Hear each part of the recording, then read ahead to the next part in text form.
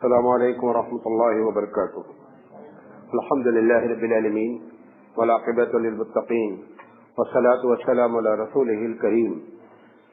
اعوذ باللہ من الشیطان الرجیم. بسم اللہ الرحمن الرحیم.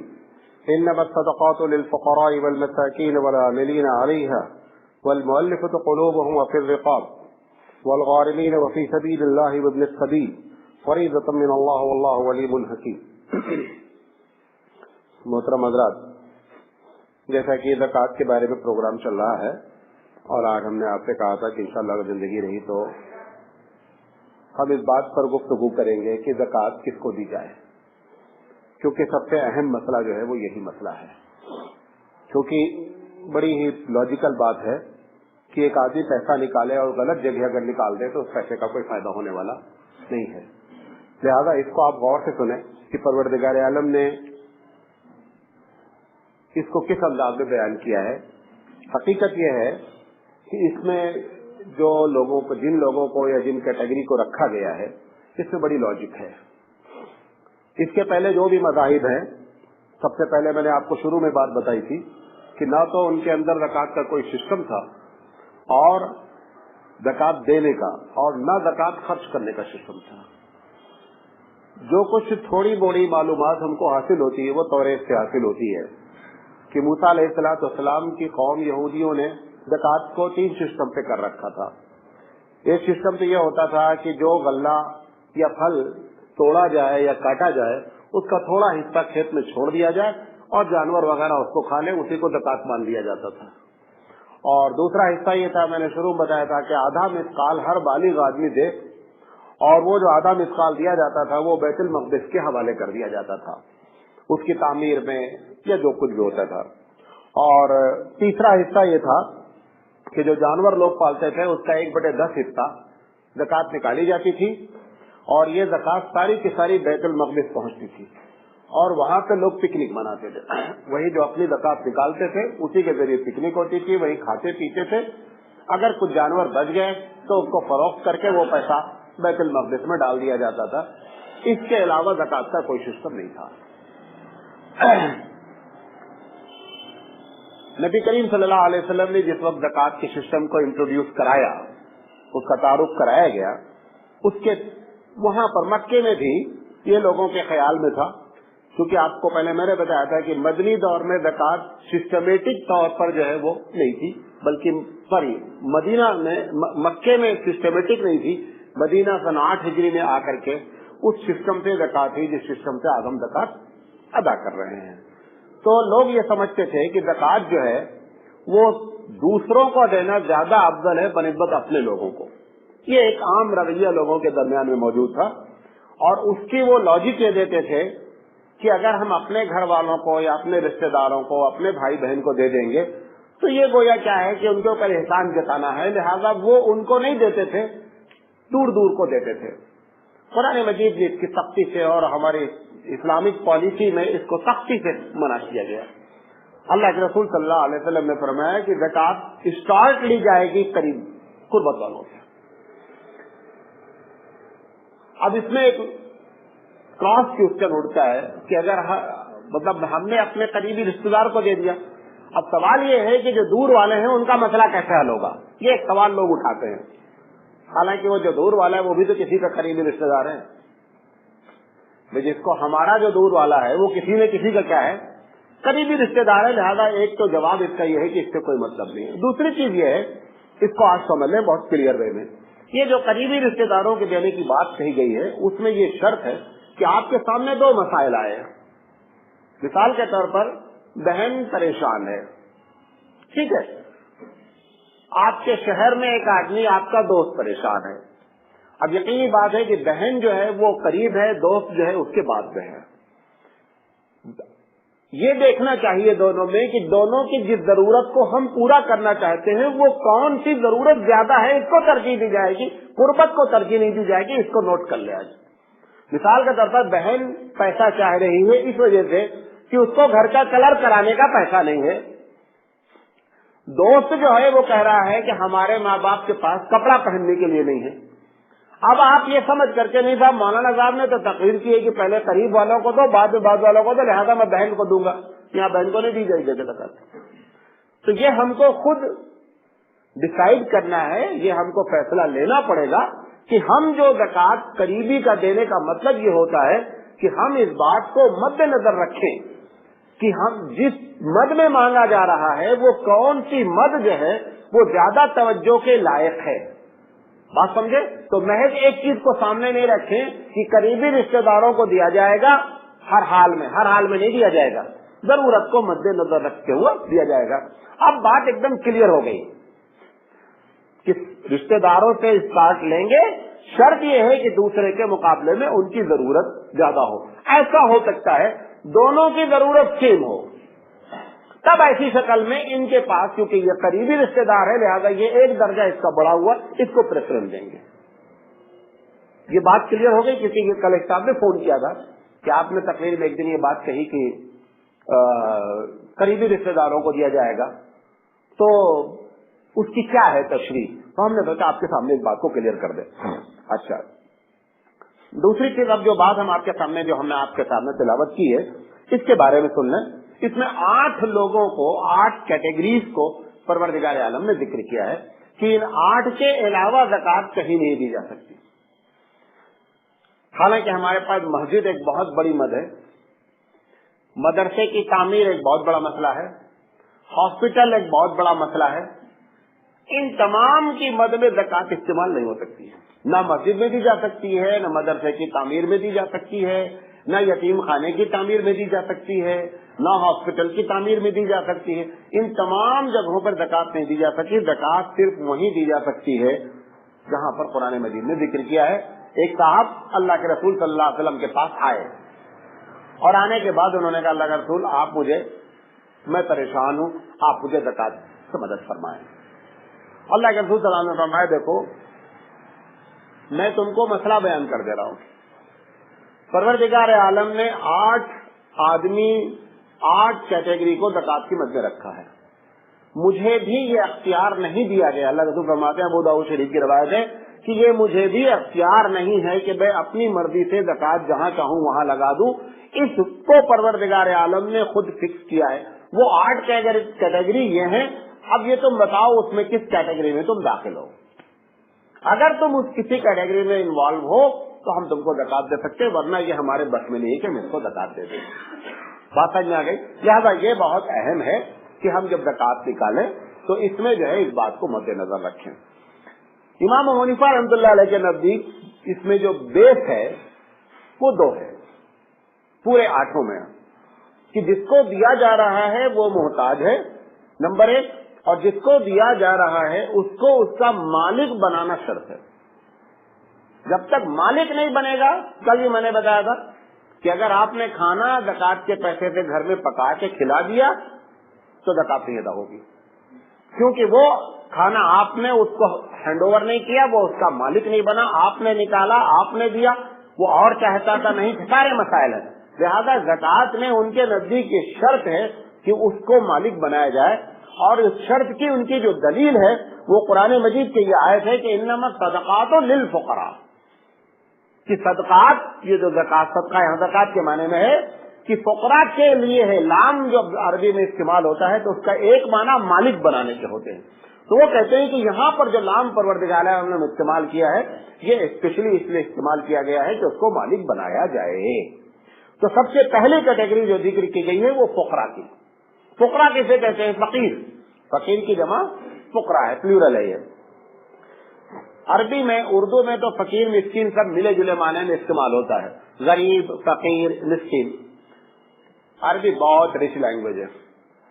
जब वो एक लफ्ज इस्तेमाल करती है तो उसका पर्टिकुलर माना होता है, खास उसका माना होता है, अब उसको लपेट नहीं सकते हैं। इसी बुनियाद पर अरब पूरी दुनिया को बोलते हैं कि तुम गूंगे हो, तुम्हारे पास अपनी बात को कहने के लिए वर्ड की शॉर्टेज है, समझे भी? तो इस बुनियाद पर उनका अगर कोई लफ्ज पुराने मजीद इस्तेमाल होता है तो हर लफ्ज अपना एक माना रखता है। ऐसा नहीं है खुदा न खास्ता कि आप जैसा चाहे वैसा कर ले। तो फकीर की जो डेफिनेशन अरबी में है वो ये है कि आज का खाना मौजूद है बेचारे के पास, कल क्या खाएगा ये मालूम नहीं है, उसको फकीर कहते हैं। अब ऐसा कोई भी होगा उसको ज़कात दी जा सकती है, जिसके पास आज का खाना है कल का खाना मौजूद नहीं है। ठीक समझ में आ गई? दूसरा जो लफ्ज इस्तेमाल किया अल्लाह ताला ने, वो इस्तेमाल किया मिस्कीन का। मिस्कीन कैसे कहते हैं?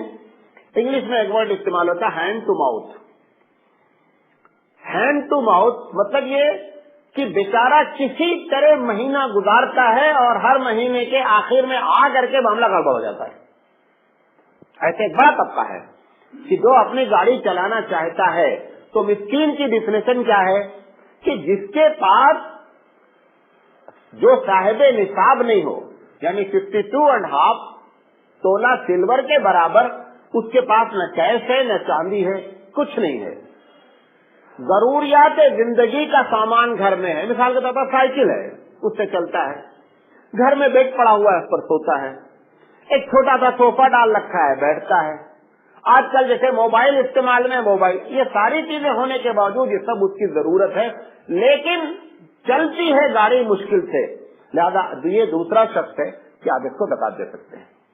अच्छा, एक बात और ब्रैकेट की बताते चले, इस बात को मद्देनजर रखना है कि देना है उस शख्स को जो अपनी जरूरत को किसी से बयान करते हुए शर्माता है। एक तो वो लोग हैं ये जैसे ये जो दरवाजे पे मस्जिद के खड़े रहते हैं, इनको ज़कात देने का कोई फायदा नहीं है। इनके बारे में ये तो पेशावर जो हैं, क्या कहते हैं, फकीर है, इनका पूरे साल का पेशा यही है। वो तो दरकिनार है, बाज़ इलाकों में पूरी कौम है, हमारे गांव के करीब में पूरी एक कौम है जो पिछले 400-500 साल से सिर्फ यही काम करती, कोई काम नहीं, उनको कोई जॉब नहीं है। छपाना है रसीद, अब थोड़ा सा एडवांस हो गए हैं, पहले वैसे मांगते थे, अब रसीद छपा लेते हैं जाली तौर पर। कहीं सैलाब आया है तो वो पूरी कटिंग लेकर के घूमते रहते हैं कि सैलाब आया हुआ, हम फला जगह के रहने वाले हैं, कहीं फसाद हो गया है, कहीं जलजला हो गया है, वो ऐसे पूरे हिंदुस्तान में करते रहते हैं। इन लोगों को ज़कात देने का कोई फायदा नहीं है जो आपसे रास्ते में मांगते चलते फिरते हैं। ज़कात देने के लिए आप कोशिश करें कि ऐसे लोगों को दें जो जरूरतमंद हैं लेकिन मुंह नहीं खोल पा रहे हैं।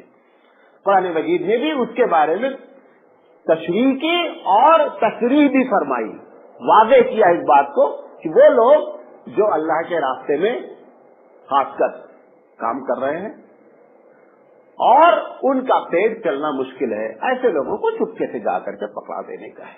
ये मस्जिद के सामने जो खड़े होकर के, रास्ते में खड़े होकर के, बुर्का पहन करके, मिस्कीन बन करके, 2 तरह की चप्पल पहन करके और थैली लटका करके जो आपसे मांग रही है ना, इनको ज़कात देने से परहेज करें, आप इनकी मदद करें इंफाक से। ज़कात बहुत इंपॉर्टेंट मद है, इसको बहुत सही जगह पर जाना चाहिए। तो जो लोग परेशान हैं और अपनी परेशानी को जिक्र नहीं कर पा रहे हैं, उनसे क्या करें, आप ज़कात देने की फिक्र करें, और इसके लिए थोड़ा से हमको तलाश करना पड़ेगा कि ऐसे कौन लोग हैं, किस मोहल्ले में कौन परेशान है। अगर ये सब होता है तो इससे बहुत अच्छी बात है। अच्छा, ये जो हमारे मदारिस के लोग आते हैं, जब तक इनके बारे में भी आपको यकीन न हो जाए, इसमें भी तकरीबन 30 से 35% जाली आते हैं। जिनको इसका तजुर्बा है इसी शहर में, उनको ही मालूम है ऐसे जाली पूरी टीम निकलती है, 1-2 आदमी नहीं, पूरी टीम निकलती है। लिहाजा उसमें भी उसके 2-3 तरीके आपको बता देते हैं कि आप कैसे मालूम करेंगे जाली है या सही है। मिसाल के तौर पर एक आदमी कहता है कि मैं फला मदरसे से आया हूँ, राजस्थान के फला मदरसे से। पहला सवाल होता है, आप वहाँ क्या काम करते हैं, क्या काम करते हैं? अगर वो सफीर बताता है, क्या बताता है, सफीर बताता है, अच्छा बताओ साहब कि तुम्हारे चेयरमैन और तुम्हारे क्या कहते हैं मोहतमिम, नायब मोहतमिम, 3 आदमी का बताओ कि उनका टेलीफोन नंबर क्या है, हम उनको बात करेंगे अभी। अगर आपको यकीन है, जैसे दारुल देवबंद का सफीर है, उसके लिए करने की जरूरत नहीं, वो तो पेपर में आ चुका है, रसीद लेकर के आया है, सब फोटो तक उसका पहले शाये हो जाता है कि इस इलाके में फला लोग हमारे जा रहे हैं, उनका आईडी होता है, सब कुछ होता है। लेकिन ये जो चौराहे वाले घूम रहे हैं, इनके लिए आप ये 3 सवाल करें। और अगर वो कहता है कि साहब मैं वहाँ पढ़ाता हूँ, वो पूछते बोलता है कि साहब मैं पढ़ाता हूँ, तो उनसे पूछे कौन सी किताब पढ़ाते हैं आप, कौन सी किताब पढ़ाते हैं, उस किताब का नाम बताइए और उस किताब के मुसन्निफ का नाम बताइए। ये 2 सवाल करेंगे, वो मामला खत्म हो जाएगा। लिहाजा ये आंख बंद करके देखें, भोला मोमिन अल्लाह को नहीं पसंद है कि बेवकूफ बनने वाला, ऐसा मोमिन नहीं। मोमिन को निहायत शार्प होना चाहिए, समझे नहीं? भोला मोमिन परवरदिगार आलम को नहीं पसंद। भोली औरत तो पसंद है, लेकिन भोला मोमिन ऐसे बेवकूफ बनता रहे पब्लिक में और वो समझे नहीं यार सीधे साधे। ये सीधे साधे की जरूरत नहीं है, आप शार्प रहें, दुनिया आपको ये समझे कि हम इनको बेवकूफ नहीं बना सकते हैं। जब ये मालूम हो जाए उसको किताब मेरी गलती पकड़ी गई, अब आप उसके साथ नर्म रवैया अख्तियार करें, ये एक अलग बात है, लेकिन उसके ऊपर ये असर नहीं छोड़े कि हमने इसको बेवकूफ बना लिया। मोमिन को बेवकूफ बनना कोई अच्छी बात नहीं है। अल्लाह के रसूल सल्लल्लाहु अलैहि वसल्लम ने फरमाया कि एक मोमिन एक सुराख से 2 मरतबा नहीं डसा जाता। मतलब क्या है कि पहली मरतबा तो इंसानियत के नाते धोखा हो सकता है, मे भी पॉसिबिलिटी है, लेकिन फिर उसी जगह पे फिर डस लिए गए, इसका मतलब तुमने बेवकूफी की है, तुम शार्प नहीं हो। यहाँ शार्प होना चाहिए। बात समझ आ रही मेरी? अच्छा, तो पहली मत क्या है? फकीर की है। दूसरी मत किसकी है? मिस्कीन की है। मिस्कीन किसे कहते हैं? जो साहिब निसाब नहीं है, जरूरियात जिंदगी का सामान उसके पास है और देखने में लग रहा है कि किसी तरह जिंदगी गुजार रहा है, ऐसे शख्स की हम मदद करेंगे ज़कात की मद से। कल भी बता दिया था, ये कहने की जरूरत नहीं है कि देख बा ये ज़कात है, ये कहने की कोई जरूरत नहीं है, आप अपना नियत कर ले ज़कात है। तीसरी चीज कहा गया है यहाँ पर वल आमिलीन अलैहा, जो लोग ज़कात को कलेक्ट करने के लिए, ये ज़कात के कलेक्ट करने वाले जो मदरसे के फकीर होते हैं ये इसमें शामिल नहीं है। ये हकीकत में इसका पूरा ताल्लुक इस्लामी निजाम से है, इस्लामी हुकूमत से है। इस्लामी हुकूमत होगी, ज़कात डिपार्टमेंट होगा।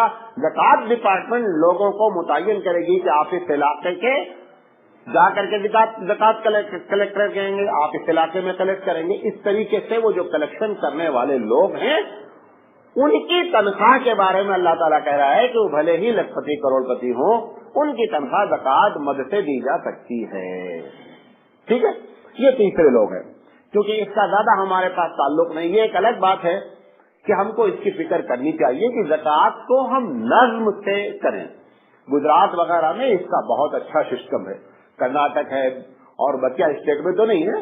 ठीक है, इस्लामी हुकूमत मौजूद नहीं है, आप अपने अपने इलाके में एक नज्म बना सकते हैं कि आप सारे लोग ज़कात यहाँ जमा करें, फिर वहाँ कोई भी आता है आप बोले आप वहाँ जाकर के बात करें, और वहाँ पे क्या हो, पूरा सिस्टम हो उनकी तहकीक करने का। मदरसे वाले ही आ रहे हैं तो भी देखें, एक मदरसे वाला आ रहा है कि हमारे यहाँ 5000 बच्चे हैं, उनको भी आपने 500 रुपया थमा दिया। एक आ रहा है कि भैया हमारे यहाँ 200 बच्चे, उनको भी 500 रुपया थमा दिया। ये कौन सा सिस्टम हुआ भाई? 5000 वाले के साथ 5000 वाले का बिहेव करो, 200 वाले के साथ 200 वाले का बिहेव करो, 20 वाले के साथ 20 वाले का बिहेव करो। तो अगर वो पूरा सिस्टम हो, वहाँ पे लोग बैठे हो, एक महीना रोजाना टाइम दे दिया जाए कि आप 10 से लेकर 2 बजे तक बैठे रहते, आप जाइए अपने मसले को रखिए, हम पूरे शहर वालों ने ज़कात वहाँ दे दी है। ये बेहतरीन सिस्टम है। ये एक अलग बात है कि हम इस सिस्टम को फॉलो नहीं कर रहे, लेकिन ज़कात चाहता है, ज़कात का नज़्म चाहता है कि इसको नज़्म से निकाला जाए। अगर ये सिस्टम अख्तियार किया जाए तो चांसेस ये हैं कि इसमें जो 420 के केसेस हैं हम उस पर कंट्रोल कर सकते हैं। अच्छा, वल मुअल्लिफतु क़ुलूबुहुम, चौथी मत बयान की गई है कि दिलों को जीतने के लिए ज़कात देना। बाद लोगों का कहना यह है, इसमें ज्यादातर नहीं मतलब कुछ उलमा का कहना यह है कि साहब ये मद खत्म हो चुकी है, मनसूख हो गई है, लेकिन जितने नए स्कॉलर थे वो कहते हैं एकदम गलत बात है, ये मद खत्म नहीं हुई है। यह है क्या मद?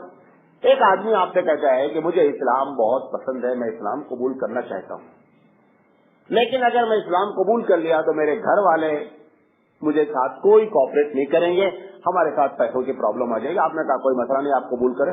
आपने नियत की कि इसको ज़कात में से मदद कर दी जाएगी। एक आदमी गोया इस्लाम कबूल करने के लिए तैयार है, लेकिन उस पर यह कभी नहीं होना चाहिए कि हम इस्लाम कबूल कर लें ताकि हमारी इकोनॉमिकल पोजीशन अच्छी हो जाए। इसको बहुत केयर करना है। बाद लोग ऐसा करते ना कि एक मुसलमान लड़की से मोहब्बत हो गई, अब वो कहते साहब मैं मुसलमान हो जाना चाहता हूँ। ये जो मुसलमान होना चाह रहा है ये तो बकवास है, ये तो उस लड़की के चक्कर में मुसलमान हो रहा है, वरना मुसलमान से कोई ताल्लुक नहीं है। ऐसे ही अगर उनको ये मालूम हो जाए कि मुसलमानों के पास एक फंड है कि वो अगर ऐसे लोगों की मदद करते हैं तो ये ऐसा हो सकता है कि वो आपको क्या करें, चीट करें कि साहब मैं मुसलमान होना चाहता हूँ और अपनी माशी हालत को आपसे संभाल लें और उसके बाद फिर अपने, ये नहीं होना चाहिए। इसीलिए इस पर कंट्रोल इस तरीके से जिसका हम प्रचार नहीं करते हैं। जब फंस जाता है मामला तो हम इसमें से क्या करें, इस स्कीम से उसकी मदद करें। दूसरी इसमें शक्ल ये हो सकती है कि एक आदमी मुसलमान हो गया ऑलरेडी, अब जब हो गया तो प्रॉब्लम खड़ी हो गई।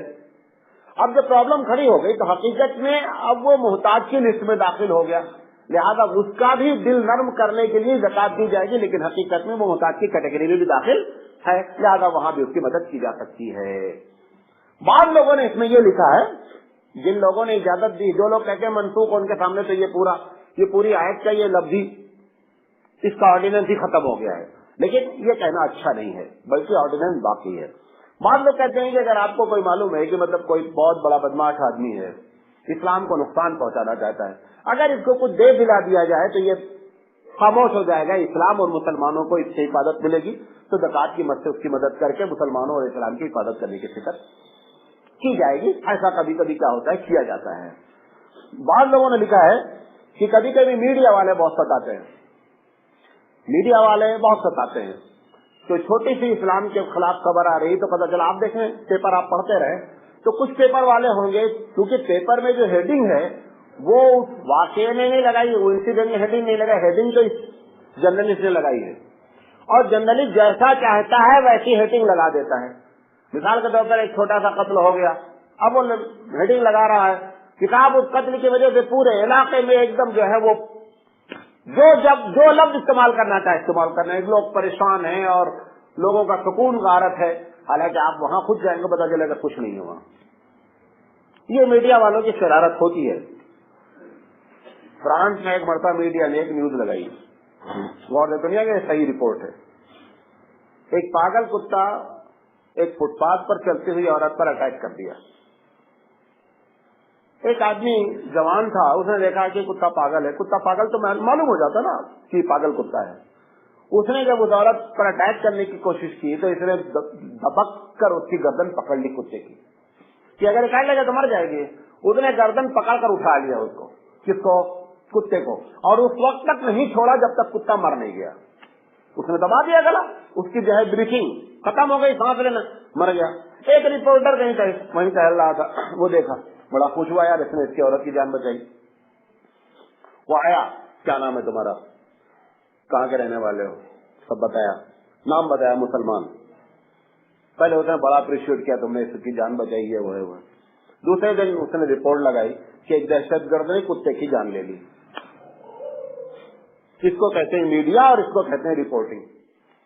अगर वही जॉन किया होता तो बहादुर होता, वही खान कर दिया, जान के बजाय खान कर दिया, तो वो कौन हो गया, वो दहशतगर्द हो गया। और उसने खुद, जिस बंदे ने वो मारा था उसकी फोटो के साथ उसने छापा, और उसको हैरत हुई, बाद में उसने दूसरे दिन फिर न्यूज लगवाई अपनी, अब उसके लिए उसको पैसा देना पड़ा न्यूज लगाने के लिए।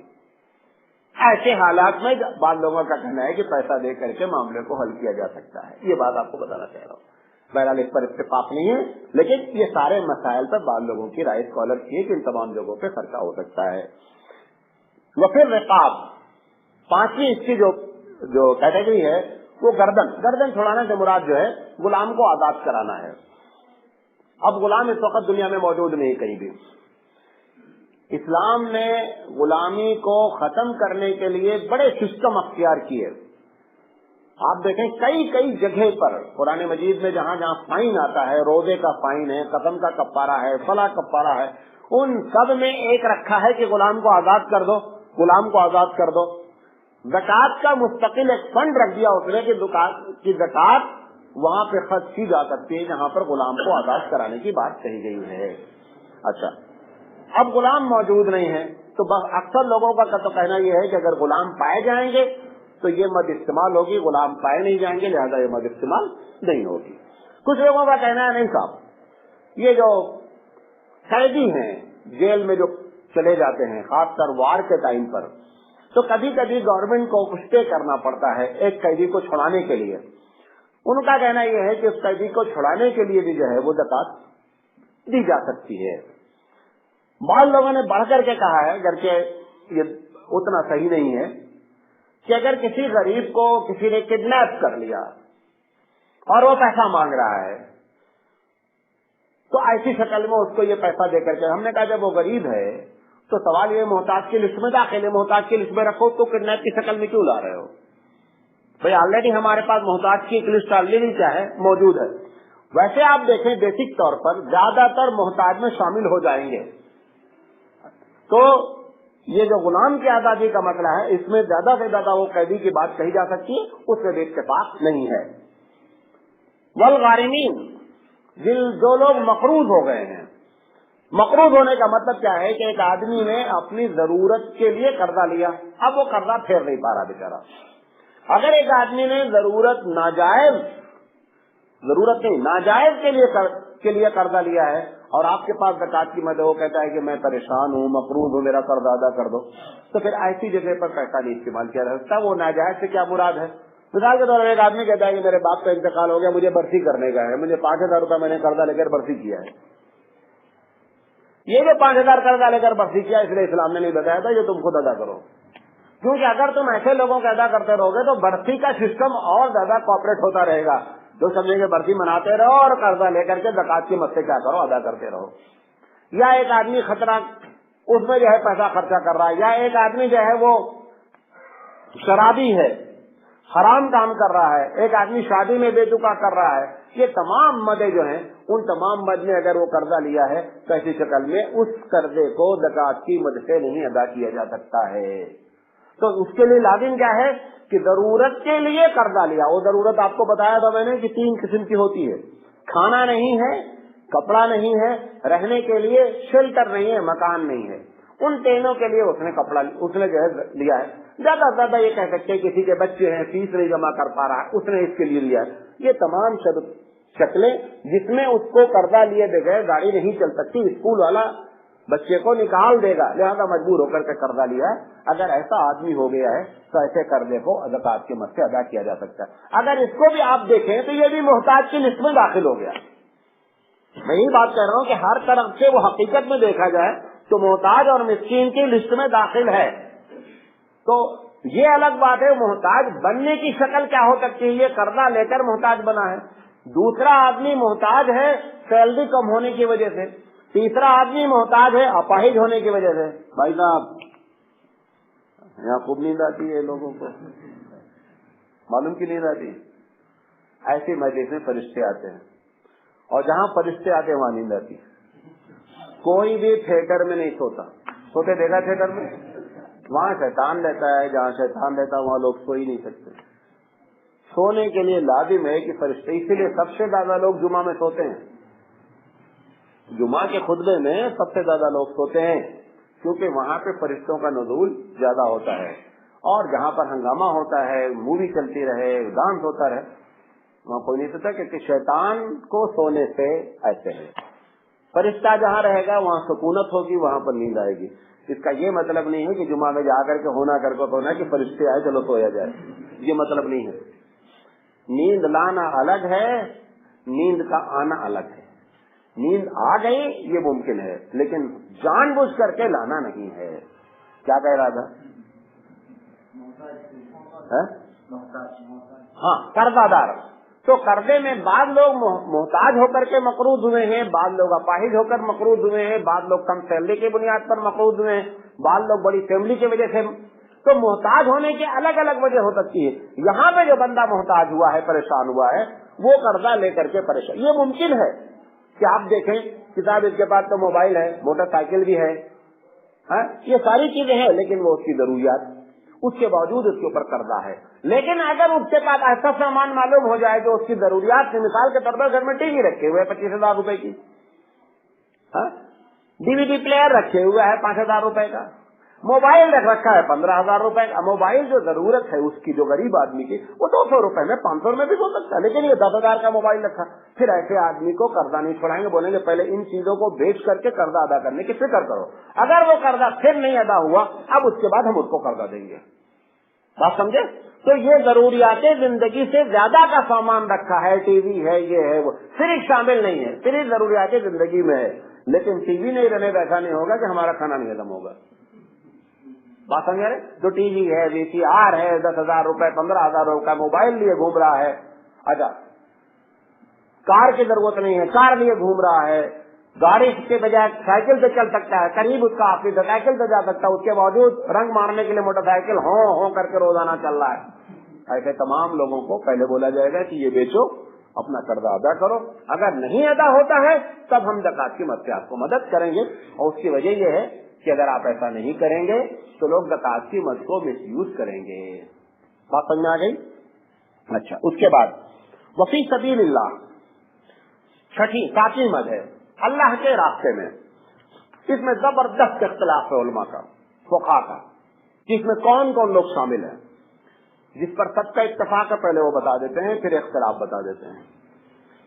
इसमें सबका जिस पर इत्तेफाक है वो इस बात पर कि वो मुजाहिद जो अल्लाह के रास्ते में जंग करने जा रहा है और उसके पास जंग के लिए सामान नहीं है कि जिससे वो फाइट करे। मिसाल के तौर पर घर में उसके 52.5 तोला चांदी है, रिवाल्वर मिलती है 90,000 की मिनिमम। अब वो कह रहा है कि साहब हम अगर 52.5 तोला बेच भी दें तो भी रिवाल्वर हम नहीं खरीद सकते और हमको जरूरत है। तो ये नहीं देखा जाएगा कि ये साहिब निसाब है, 52.5 तोला मौजूद है, उसका 52.5 तोला होने के बावजूद भी वो एक गन खरीदने के लायक में नहीं है। लिहाजा ऐसे मुजाहिद को, जिस पर सबका इत्तेफाक है कि जो अल्लाह के रास्ते में जंग करने जा रहा है, इसको उसके हथियार के खरीदने के लिए ज़कात की मद से पैसा दिया जा सकता है, चाहे वो अमीर क्यों न हो। समझ में आ गया? क्योंकि अमीर 52.5 तोला चांदी तो सकता है और मैं आपको बता रहा हूँ कि रिवाल्वर 2-2 लाख 2.5 लाख तक की हो सकती है, ज्यादा उसको मदद किया जा सकता है। इस पर सबका इत्तेफाक है। अच्छा, दूसरा जो है इमाम हनीफा रहमतुल्लाह अलैह कहते हैं कि हाजी को दिया जा सकता है। आप तो कहेंगे हाजी तो खुद ऑलरेडी इतना पैसा खर्चा, हाजी तो हमारे यहाँ तो हाजी वही लोग हैं जो ज्यादा पैसा वाले हैं, गरीब कहाँ करता है। इसको समझने क्या चक्कर है। एक आदमी के पास पैसा आया, अमीर हुआ, हज के बराबर पैसा जमा हुआ। अब उसने जैसे ही आपके पास इतना पैसा आ जाता है जो एक्स्ट्रा हो और वो पैसा हज के जाने आने के लिए काफी, मिसाल के तौर पर इस बात 1,40,000 है तकरीबन। एक आदमी के पास किसी वक्त खाने पीने से बचने के बाद 1,40,000 रुपए जमा हो गया। उसके बाद हज का महीना आया और ये बंदा हज पे नहीं गया। अब वो 1,40,000 क्या हो गया, खर्चा हो गया। अब तड़प रहा है कि अल्लाह वो अगर पैसा आ जाता तो मैं हज से चला जाता, जिसके ऊपर हज फर्ज हो चुका। ऐसे आदमी को ज़कात की मद से भेजा जा सकता है। ठीक है, कुछ कम हो सकता है पैसा, कॉपरेट किया जा सकता है। ऐसा भी हो सकता है कि वो पूरा उसका पैसा अदा किया सकता है, कुछ उसके पास हो, ये सारी शक्ल हो सकती है। हाजी को इसका ये मतलब नहीं है कोई हाजी जा रहा है ज़कात का पैसा दो। ये हमारे यहाँ एक सिस्टम है, जा रहे ना तो उसको पैसा दे देंगे, वहाँ कबूतर को दाना खिला देना। यहाँ के कबूतर को खिलाओ, यहाँ वाले कबूतर भी बहुत परेशान है। पूरी दुनिया वहाँ के कबूतर को खिला रही है, हिंदुस्तान के कबूतर को खिलाओ अगर कबूतर के खिलाने का शौक है। ये सब बेहुदा रस्में, इसका शरीयत से कोई ताल्लुक नहीं है। और वो कभी कभी बेचारा, मैं पहली मरतबा में गया तो एक बड़ी रकम लेकर आया। मैं बोला ये क्या, कबूतर को दाना खिलाने गए। मैं बोला इतना दाना मैं कहाँ खरीदूंगा कबूतर को खिलाने के लिए भाई। 1989 में मैंने हज किया है, उस वक्त 10-12 हजार रुपए तकरीबन वो लेकर के आ रहे हैं, कह रहे हैं मौलाना कबूतर को दाना खिलाने का है। हमने कहा 12 हजार रुपए गल्ला वहाँ कौन खरीदता और कबूतर को कौन खिलाता है। आप यहाँ गरीब को खिलाओ यार। कबूतर भूख से मर गई, जिम्मेदारी नहीं। आदमी भूख से मर गया और तुम्हारे मोहल्ले का जिम्मेदार हो जाओगे। ये सब शोबाजियां हैं हमारी, लिहाजा जो है इनसे परहेज करना चाहिए। तो हाजी को लोग अजबाल लोग क्या बोलते हैं, पैसा ले देते हैं, वहां जाकर के सदका कर देना। कहाँ, वहां पे जो हकीकत में मोहताज है उस तक आप पहुंच ही नहीं सकते। जो हकीकत में वहां मोहताज है उस तक कोई नहीं पहुंच पाता है। वो सफ में टहलते रहते हैं, चुपके से आपके आके बगल में आके बैठेंगे, भाई साहब पर्स, और वही पर्स मारता भी है। वो जो बोल रहा है मेरी पर्स कट गई है, वही पर्स मारता भी है। वो जितने टहलते रहते हैं सब ऐसे ही हैं जैसे जहां मस्जिद के दरवाजे पे खड़े रहते हैं, ऐसे वो बैतुल्लाह के दरवाजे पे खड़े हैं, उनको देने का कोई फायदा नहीं है। तो वहाँ जो हकीकत में मोहताज हैं वहां तक हमारी रसाई नहीं होती है। लिहाजा यहाँ से पैसा ले जा करके इस चक्कर में वहां नहीं रहो कि वहां जाकर गरीबों बांटोगे। पहले अपने रिश्तेदारों को, अभी हिंदुस्तान का कोई खानदान ऐसा नहीं है, पूरे हिंदुस्तान की बात कर रहा हूँ, कि कोई खानदान वाला ये कह दे कि हमारे खानदान में अब सब लोग साहिब निसाब हो गए, कोई परेशान नहीं है। अभी हमारी सूरत हाल ऐसा अरब में तो हो गया है کہ وہ کہہ سکتا ہے کہ ہمارے خاندان میں کوئی ایسا نہیں ہے جس کو ہم زکات دیں، لیکن آپ کے ہندوستان کی جو صورتحال ہے کوئی نہیں کہہ سکتا کہ میرے خاندان کے سارے لوگ اب اس حال میں ہیں کہ ان کو کسی کو مدد کرنے کی ضرورت نہیں ہے، لہٰذا وہاں مدد کرنے کے بجائے پہلے اپنے گھر میں مدد کرو، پہلے گھر میں چراغ جلاؤ، بعد میں مسجد میں ٹیوب لائٹ جلانے کا۔ اچھا، والغارمین تو نہیں، وفی سبیل اللہ تو ایک ہو گیا کون؟ مجاہد، دوسرا کون ہو گیا؟ حاجی۔ اس پر تقریباً احناف کا اتفاق ہے۔ اس کے علاوہ پھر بہت سے لوگوں کے بارے میں رائے ہے، ایک رائے جس پر تقریباً پھر دوبارہ اتفاق ہونے کے چانسز ہیں یا ہوتے، یہ سب ایسے مسائل ہیں کہ اس پر علماء کو بیٹھ کر کے بات کرنی چاہیے۔ علماء دوسرے مسائل میں الجھے ہوئے ہیں، یہ جو مسائل اصل ایشو ہیں اس پر بات کرنے کی ہم کو توفیق نہیں ہو رہی، ہم تو اس پر الجھے ہوئے ہیں، اللہ کے رسول انسان تھے کہ نہیں تھے، پہلے اس پر بحث کر لو۔ یہ سارے مسئلے ہمارے سامنے ہیں، اصل مسئلہ جو ہے وہ ہماری نگاہوں سے غائب ہے۔ یہ سارے مسائل ہیں کہ دنیا کے اسکالر بیٹھ کر کے ان ساری بات پر اتفاق کریں کہ فی سبیل اللہ میں کن کو داخل کیا جائے گا۔ ایک آدمی کہہ رہا ہے کہ میں تبلیغ میں جانا چاہتا ہوں، جماعت پہ جانا چاہتا ہوں، ایک آدمی کہہ رہا ہے میں علم دین حاصل کرنا چاہتا ہوں، یہ سب فی سبیل اللہ میں داخل ہے۔ آپ بولیں آپ کو شوق ہے، لیکن اس کو یہ نہیں معلوم ہونا چاہیے کہ وہ پیسہ مل رہا ہے چلو جائیں گے، یہ اس کے اوپر اثرات نہیں آنی چاہیے۔ اسی طرح طالب علموں کو یہ نہیں معلوم ہونا چاہیے کہ تو فری میں مل رہا ہے چلو پڑھ لو، نہیں، ہم کو حقیقت میں شوق ہے علم دین کا، اور علم دین پڑھانے کے لیے آپ کیا کر سکتے ہیں، وہ بھی دیکھا جائے تو پھر کیٹیگری میں چلا جاتا، متعدد کیٹیگری میں وہ بھی داخل ہو جاتا ہے۔ لہذا ابن سبیل میں ساری چیزیں، ایک آدمی تبلیغ دین کر رہا ہے، تقریر کرتا ہے، کتابیں لکھتا ہے، آرٹیکلز لکھتا ہے، اب کتاب لکھ رہا ہے، کتاب چھپانے کی اس کے اندر طاقت نہیں ہے، تو بعض لوگوں نے لکھا ہے کہ فی سبیل اللہ میں آپ زکات کی مد کو چھاپتے ہیں۔ میرا اپنا اندازہ یہ ہے کہ اس کو ڈائریکٹ زکات کی مد سے چھاپنے کے بجائے کسی ایسے محتاج کو آپ پیسہ دے دیں کہ زکات کا مد کا اس سے کتاب چھپوا لو، یہ کر لیں تو معاملہ کیا ہو جائے گا، صحیح ہو جائے گا، تاکہ کسی قسم کا کوئی کلیش نہیں ہونے پاوے۔ اور آخری اس میں جو ہے وہ ابن السبیل ہے، مسافر کو زکات دی جا سکتی ہے۔ یہ مسافر جو ہے، علامہ سید سلیمان ندوی رحمۃ اللہ علیہ نے لکھا ہے، یہ ان کی اپنی ذاتی رائے ہے، ان کا کہنا ہے کہ مسافر سے مراد مسافر کی ضرورت کو پورا کرنے کے لیے جو بھی چیزیں ہیں وہ زکات کی مد سے لگائی جا سکتی ہیں۔ مطلب ان کا کہنا یہ ہے کہ جیسے آپ راستے میں آپ نے کنواں کھدا دیا، یا جو ہے وہ ہوٹل بنوا دیا غریبوں کے رہنے کے لیے، لاجنگ کر دیا جس کو سرائے کہتے ہیں۔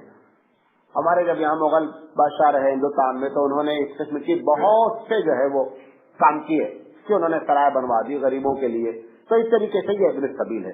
اور اس میں ایک جو چیز ہے وہ یہ ہے کہ ایک آدمی جس میں سب کا اتفاق ہے، ایک آدمی مسافر ہے، اپنے شہر کا کروڑ پتی ہے، اے ٹی ایم لے کر کے نکلا ہے کہ وہاں شہر میں اتریں گے، ہبلی اسٹیشن پر اتریں گے، اے ٹی ایم ڈالیں گے، پیسہ نکال لیں گے۔ اب پتا چلا جب شہر پہ اترا تو پتا چلا اے ٹی ایم کیا ہے، لاپتہ ہے۔ اب بیچارہ جو ہے وہ کچھ نہیں آئے اپنی جگہ پہ کروڑ پتی، یہاں پہ کیا ہے وہ 5 پیسہ بھی اس کے ہاتھ میں نہیں ہے، وہ سوچا سیفٹی رہے گی، پیسہ لے کر کے کیوں چلے، وہاں چل کے اے ٹی ایم سے کیا کریں گے، کیش کر لیں گے۔ یہ آج کی صورتحال کی بات بتا رہا ہوں۔ تو ایسی شکل میں اب وہ کسی مسلمان کو دیکھا، اپنی صورتحال بتا رہا، اگر آپ کو یقین ہو گیا کتاب نہیں بندہ صحیح ہے، صحیح بات کہہ رہا ہے، آپ اس کو بتا دیں جو کوئی زکات کی مد کا ہے، ہم زکات کی مد سے تمہاری مدد کر دیتے ہیں کیونکہ تم مسافر ہو، لہٰذا بھلے اپنی جگہ پہ کروڑ پتی ہو۔ وہ کہتا ہے آپ اپنا ایڈریس دے دیجیے، میں تم کو واپس کر دوں گا، ٹھیک ہے آپ اس کو ایڈریس دے دیں، وہ آپ کو وہاں سے پیسہ واپس کر دے، اگر واپس کر دیتا ہے تو آپ اس کو دوسری جگہ پہ استعمال کر دیجیے گا، اور اگر وہ نہیں واپس کرتا ہے تو آپ کی زکات کیا ہو گئی، ادا ہو گئی، کیونکہ وہ مسافر کی کیٹیگری میں داخل ہے۔ تو جیب کٹ سکتی ہے، پیسے کی شارٹیج ہو سکتی ہے، اے ٹی ایم غائب ہو سکتا ہے، یہ ساری شکلیں ہو سکتی ہیں۔ اگر ایسی شکل ہوتی ہے تو ایسی شکل میں جو مسافر کو زکات دی جا سکتی ہے۔ اور علامہ سید سلیمان ندوی رحمۃ اللہ علیہ کے نظریے کے تحت مسافر کے آرام کے لیے راستے میں جو بھی چیزیں ہیں، مثال کے طور پر کوئی پل ہے ٹوٹا ہوا ہے، خطرہ لگا ہوا ہے کہ آج نہیں کل ٹوٹ جائے گا، زکات کی مد سے ایک میں پل بنوا دیا، یا راستہ خراب ہے مسافر گزر رہے ہیں راستہ بنوا دیا، کہیں پہ لائٹ نہیں ہے، لائٹ، یہ ساری چیزیں اس میں داخل ہیں، لیکن یہ ان کی ذاتی رائے ہے۔ اللہ تعالیٰ سے دعا ہے کہ اللہ تعالیٰ کہنے سے زیادہ عمل کرنے کی توفیق عطا فرمائے۔ وآخر دعوانا ان الحمد للہ رب العالمین۔ سبحان اللہ وبحمدہ، سبحانک اللہم وبحمدک، اشہد ان لا الہ الا انت، استغفرک واتوب الیک۔